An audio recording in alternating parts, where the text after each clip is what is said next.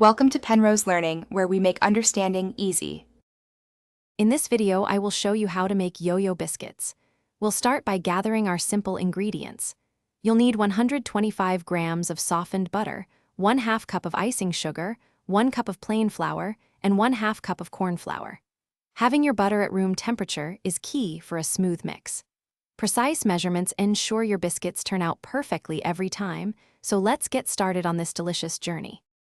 Now, let's create that perfect dough.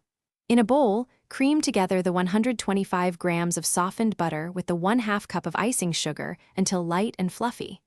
Then, gradually fold in the 1 cup of plain flour and the 1/2 cup of corn flour. Mix gently until a soft, cohesive dough forms. Be careful not to overmix, as this can make your biscuits tough. We want them tender and melt in your mouth. With your dough ready, it's time to shape our yo-yo biscuits.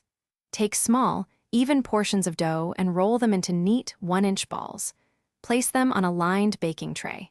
Then, gently press down on each ball with the tines of a fork to create that classic pattern. Bake these beauties in a preheated oven at 160 degrees Celsius for about 15 minutes or until lightly golden. Once your biscuits are baked and cooled, the fun part begins. Assembly.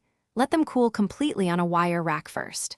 Then, take 2 biscuits and sandwich them together with a generous dollop of your favorite filling, perhaps some raspberry jam or a creamy vanilla frosting.